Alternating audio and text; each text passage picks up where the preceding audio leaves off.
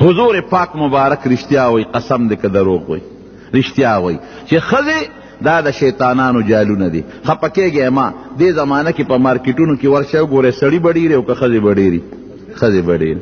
او په کم لباس کې بار دا زنانه ګرځي، په نرو جامو کې ګرځي.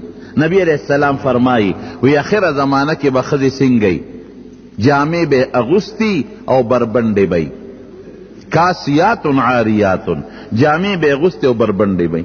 صحابو ته خو د دې زمانې دا نری لباس د سیپون جوړې او د جارجټ لوپټې یې نه ویلې دي. هغوی به وی دا به څنګه ای صاحب، جامې به اغوستی بربنډې به وی، او جامې به اغوستی او بربنډې به. او پلاره چیزی مائلات ممیلات، دی بزان سړو ته مائل کئی، دا ستلل بکئی، او سړی بزان ترا مائل کئی. رؤوسهن کاسنمة البحت، او سرونه به داسې د مکیز نه لوړ او کاږه به وړي لکه عربو کې دا سره اوښان د بهتي لوړ قباني وي او داسې یو طرف ته مایلي چې په لاره ځي نو د کږه به په لاره رواني، سټ به په لاره کوږ رواني چې سړي راته رامایل شي. رښتیا وایه حضور پاک مبارک چې څه خبره کړې ده هغه ده که نه ده؟ اوس د جارجټ لوپټه چې د کمې ښځې په سري د ښځې وجود عورت دی، چې دا مونځ کوي که مخې ښکاري نو خیر دی، که لاسونو دا تلی ښکاري نو پروا نشته. او بعض علما وی نه خیر دی که دا ګوتې یا د پاسه د لاس دا شا دا ښکاري نو ام خیر دی. بلکې بعض علما وی چې نه ګوتې به ښکاري، دا د پاسه حساب هم نه ښکاري، تلی دی ښکاري. زه خیر دی که دا د پاسه حصه او تلی ښکاره شي پروا نشته. دارنګې د خپو تلی که ښکاري پروا نشته، او که د خپو د ګوتو د پاسه دا پنجه ښکاري، بعضې علما وی دا به م پټی، خو دا ګرانه ده که دا م ښکاره شي پروا نشته. ګیټونه لاندې حصه به پټی، پنډی به پټي، سټ به پټي، ویښته به پټي. که دې کې دا ښکاره شو مونځ یې ورسره نه کېږي. اوس تاسو نه تپوس کوم دلته ناست یو، کمې ښځې چې د سیپون یا د جارجټ لوپټه په سر کړي نو ویښتې ته بار ښکاري که نه ښکاري؟ مونځ به د کم ځای نه وشي. یا سټ ته بار ښکاري، سټ ټول اندام دې ښکاره شو، مرۍ ته بار ښکاره شوه، مونځ د کم ځای نه وشو. غوږونه یې ښکاره شو، څونه اندامونه ښکاره دي. داسې جامع غوندې لباس پرتوګ چې د هغې نه دننه پنډی ښکارېږي نو مونځ به د کم ځای نه وشي. او وروڼو ګوره یاد وساتئ، که یو ښځه وایي زه خو په کور کې دننه مونځ کوم، زما ویښته ښکارېږي نو ښکارېږي دی. نه، ښځه که داسې کوټه کې مونځ کوي چې دروازه ځان پسې بنده کړي، هېڅوک هم نی، بیا هم عورت پټول وله فرض دی. داسې کوټه کې چې هېڅوک نی، بیا به هم سر پټی، بیا به هم سټ پټی، بیا به هم مری پټی، بیا به هم لیچې پټی، او بیا به هم پنډی پټی. او که دغه پټه کوټه کې وجود ښکاره شو نو بیا مونځ ورسره نه کېږي. د دې ښځو مونځونه بیا کېږي؟ قطعا نه کېږي. نوک پالش چې ښځه پر نوکونو مږي، نوک پالش سره د کم ځای نه اودس کېږي.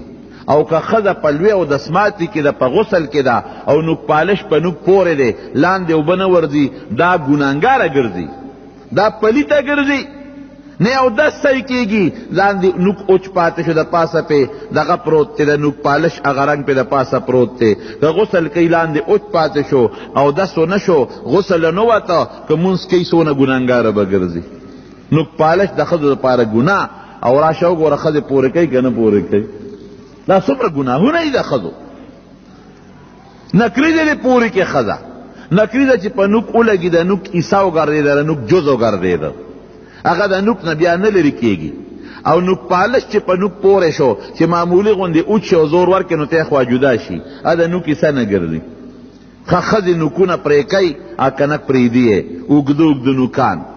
زما یو ماشومه ده، اما ته وي نه بابا، وی نوکان خو پرېږدي نه، ما بچې مونږ خو چې تلار کې انسان د غیر اختیاري په نظر برابر شي، یا سوزکي موزکي کې داسې اوږده اوږده نوکانې وي، وی دی د بیې ښودي، د بیې نوکان راوړي په نوکونو ایږدي. ښځو سرونه کټ کړل د سړو شان. نبی علیہ السلام ورته لعن الله المترجلات، هغه ښځه چې په جامه کې او په شکل کې د سړو په شان تشبیه کوي، وی په دې د خدای لعنتي. او هغه سړي چې هغوی د ښځو په شان جامه اچوي او د ښځو په شان شکل جوړوي، حضور پاک فرمایي په دې د الله لعنتي. دا د ښځو مفسدی دی او فسادات دی. بے ستری پکې شوه، بے حیایي پکې شوه، په لوپټګو په چادرګو کې ګرځي، په دکاندارانو سره په دکانونو کې ګپې شپې لګی، اوس خو لا موبایل یې پکې بیا راووته، او په موبایلو کې خو تصویر والا موبایل یې راووته. اورېدلي مې دي هلکان او جنکۍ د موبایل په ذریعه بل ته تصویرونه هم لیږي. د خدای قهر او غضب به په دې وطن نه راځي. مونږ وایو خدایه ماپ هم کې، نو په تشه دعا خو نه ماپ کېږي، چې کومه ګناه کې به هم پرېږدې که نه. ښځې هم د بې حیایۍ نه منې نه کړې، د بې سترۍ نه منې نه کړې، هلکانو سره د خبرو نه منې نه کړې، او سوال کوو چې خدایه په مونږ رحم وکړي، ګناه معاف کړي. د ګناه خو پرېږده، نو بیا توبه وباسه. رونو اوس د دې ښځو دا بې ستري او بې حیایي او د دې ښځو دا مونځ نه صحیح کېدل، دې له د مدرسې ضرورت شته او که نشته؟ تاسو راته ووایئ کم ځای به زده کوي؟ دې له پکار دي چې دیني مدرسه کې دا ماشومان جنکۍ داخله کې علم پې وکړي، قرآن پې زده کړي، احادیث پې زده کړي، دینی مسائل فقه پې ووایئ چې ښځو ته پته ولګي چې په کم لباس کې به زه مونځ کوم، بار بس په کم لباس کې وځم. ښځو سړو سره مې خبرې جایز دی او که جایز نه دي، د پردې څه حکم دی، د ماشوم د لویولو څه حکم دی، او د ماشوم د تربیت څه حکم دی، د خاوند څه حقوق دی، د سخر څه حق دی، د خواکې څه حق دی، د لیورونو او د اندروریانو څه حق دی، د ګاونډي څه حق دی، ډوډۍ به حلاله حرامه پسې پیژنم. دا خو هله کېږي چې مدرسه کې داخله کړي. اوس تاسو نه تپوس کوم د دې خبرو نه پس د ښځو د مدرسو ضرورت شته او که نشته؟ سړو چې څنګه د نبی علیہ السلام نه علم زده کړی دی، حضرت ابو هریره رضی اللہ عنہ، عبداللہ ابن مسعود رضی اللہ عنہ، حضرت انس ابن مالک رضی اللہ عنہ، حضرت مغیرہ ابن شعبہ رضی اللہ عنہ، دا صحابہ کرامو دی د حضور پاک نه دین زده کا، حدیث او قرآن او امت ورسو، دغه رنګې ښځو زده کړی دی. حضرت عائشہ صدیقہ رضی اللہ عنہ، ابو هریره صاحب د 3000 او د 500 او د 400 او یو احادیث حافظ دی.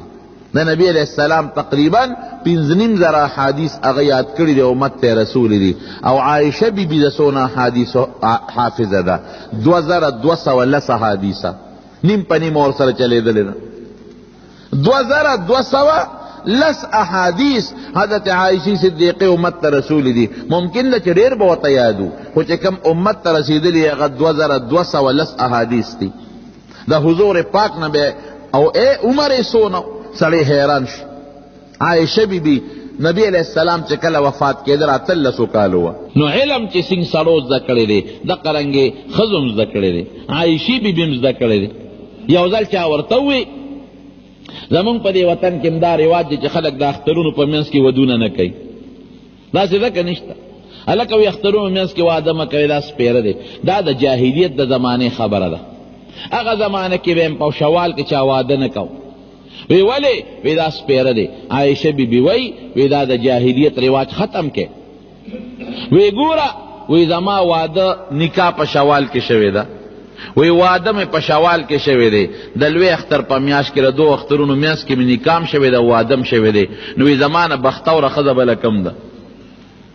وی حضور پاک زما په کوټه کې دفن دی، د هغې په کوټه کې حضور پاک دفن دی.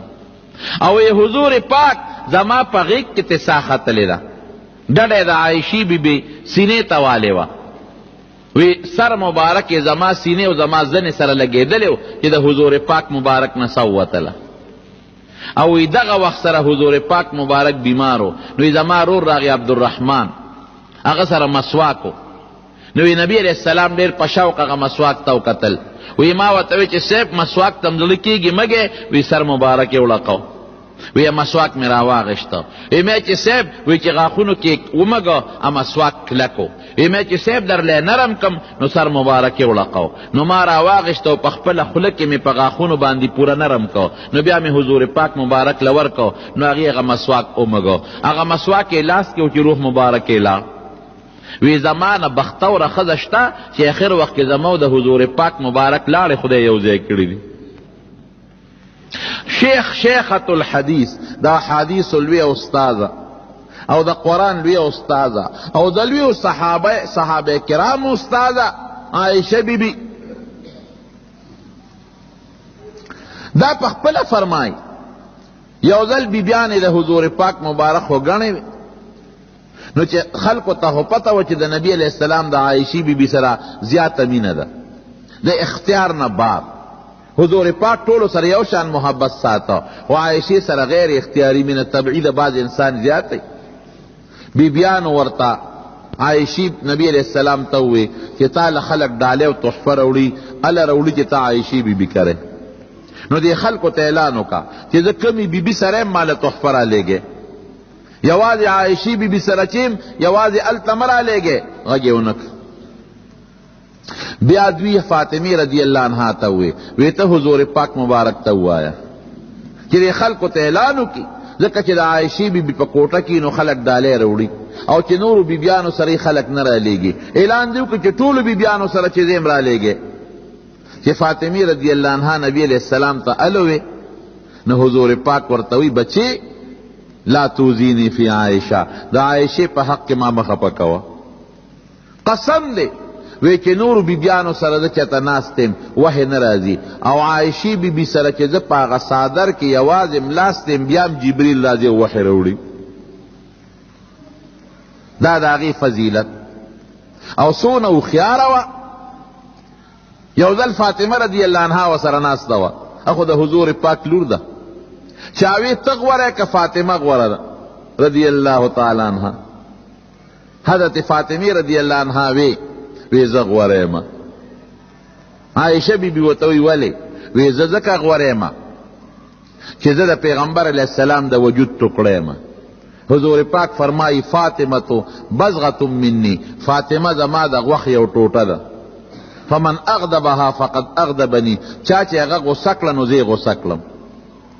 نو وی زه د حضور پاک د غوښې ټوټه یم، نو زه غوره شم که نه شم؟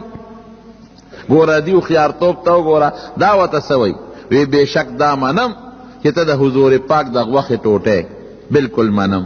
پا دے وجہ تڑیر خوخے او منتم گرانے او دا اللام خوخے او دا حضور پاکم خوخوی. خو پا جنت کے بتا دا علی سے ابلاس نیولی غصر بروانے او ما با دا حضور پاک گتا نیولی غصر بروانے. دے سونو خیارتوب دے دے اونوی چستانا زغوریم وی جنت کې لکه ښځې به په جنت کې د خپلو خاوندانو سره دا تاسو سره چې کمې ښځې دي په کورونو کې خدای دې مونږ او تاسو جنت ته سره د خپلو بیبیانو بوتلی کې. نو ستاسو دا بیبیانې د دنیا دا به د جنت د ښځو سردارانې وی. څونه حورې چې بنده سره یي د هغې ټولو مشره به ستا د دنیا دا ښځې. ما یو ځل ترجمه کې دا خبره کوله مې دا ښځې به جنت کې در سره یي. یو سړی راته وي د دې بلاګاو نه مونږ جنت کې هم نه خلاصېږو. میں دا بال تا بلاگانی نی دا بال تا خشتی خکل بی او ستا بی بی بی پا جنت کے. نو سون خکل جواب ورکی وی بے شک زمانم ستا فضیلت دا حضور پاک مبارک لورے دا غا دا غوخ ٹوٹے خو پا جنت کے با دا خپل خاون علی سیب سرے دا غا گتا بدی ملی ولی او دو پا جنت کے دا رسول اللہ مبارک سرے دا غا گتا بمینی ولی. بی بیان دیر اخیارے وی. امہات المؤمنین ورتوی دا مسلمانانو مین دے. النبی اولا بالمؤمنین من انفسهم و ازواجه امہاتهم دا پیغمبر بی بی دا مسلمان مور درونو. نو دین چی سنگ دا صحابہ کرام و سالون خور شوے دے دا غرنگی دین دا بی بیانو نم خور دے. عائشہ بی بیو گورے، حضرت ام سلمہ رضی اللہ تعالیٰ عنہ گورے، حضرت میمونہ رضی اللہ تعالیٰ عنہ گورے. دارنگی نور دیری بی بیانی دی. ام سلیم رضی اللہ تعالیٰ عنہ دی دا دین خدمت کرے دے او دا حضور پاک مبارک نے حدیث دا کری دی او قرآن از دا کری دے او دا قرآن او دا حدیث و پویا حاصل کری دا او بے دا امت تا رسول دا. یو ذل خضو حضور پاک مبارک تا شکایتو کو ویسے با دین دا نطولو خد سلوز دا کو منگ لے یو رز مقرر کا کہ پاغا روز منگ در ترازو او منگ تن دین خے. حضور پاک مبارک وتے وہ خاص زے مقرر کو التا بولا نبی علیہ السلام راتا او شریعت پہ وتخو قرآن و حدیث پہ وتخو. رونو اس دا خزو علم زدا کول یا دا خزو دین زدا کول دا غید پارا گوری وسو شرطو ندی. ابن عامدین شابی رحمت اللہ علیہ پا شامی کی نکلی دی. دا سلو پشان ندی دا شرطو نا پکشتا. خدا کا پکور کے علم زدا کئی دیر خبر دا دا کیسٹ پا ذریعہ یا دا لوڈ سپیکر پا ذریعہ یا دا ریڈیو پا ذریعہ ترجمہ اوری یا دا حدیث و درس دیر خدا. خو خدا کا بار توزی استاده ده او یا شاگرده ده، هغې له یو څو شرطونه دي. یو شرط پکې دا دی چې دا به په پرده کې وځي، پرده کې به ځي، دا یو شرط، بې پردې به نه ځي. دویم شرط پکې څه دی؟ که سفر نږدې و لکه د دروازې نه دروازې ته ځي، اکثر دا زنانه په خپله محله کې د یو کوڅې نه بلې کوڅې ته ځي، نو خیر دی که یوازې ځي، یاره چې فتنه نی. او که مزل زیاتو نو ذی رحم محرم، هغه انسان به ورسره ځي چې هغه سره مستقل نکاح همیشه نه کېږي، رور به ورسره ځي، پلار به ورسره ځي، زوی به ورسره ځي، یا خپل خاوند به ورسره ځي، د ماما زوی سره، د ترور زوی سره، د تره زوی سره، لیور سره به نه ځي، دا ګناه ده. دریم څه دی؟ دریم شرط دا چې کوم ځای کې دین زده کوي هلته به سړي نه اختلاط مع الرجال، کوئی ایجوکیشن چې ورته وایي دا بني، ځان له ښځې بی سړي بني. او څلورم د فتنې نه به امني، که چېرته په لاره ورته چا قتل یا فتنه ترې جوړېده بیا به م نوځي. چې دا څلور شرطونه یي نو ښځه د علم زده کولو دپاره او د علم د ښودنې دپاره د کور نه بهر هم وتي شي. زمانه داسې درونو چې د ښځو فتنې ډېرې زیاتې دي، نو د دین نه خبرول پکار دي. زمانه داسې ده چې د ښځو مفاسد زیات دي، بربنډتوب زیات شو، بیدیني زیاته شوه، او ښځې خو د سړو جالونه دي د شیطانانو، سړي پې ښکار کوي. نو پکار دی چې مونږ ښځو ته علم وښایو، دین ورته وښایو. اوس یو حدیث چې ما وی هغې ته غوږ کېده. حضور پاک فرمائی المرأة اذا صلت خمسها، سړو ته جنت ګټل ګران دی او ښځو ته ګوره ډېر آسان دي. د ښځو مجبورۍ زیاتې دي، سړو ته جنت ګران، ښځو ته آسان. حضور پاک فرمائی المرأة اذا صلت خمسها، چې پنځه منځونه خپل کوي، وصامت شهرها، او د رمضان روجې نیسي، واحسنت فرجها، د خپل اندام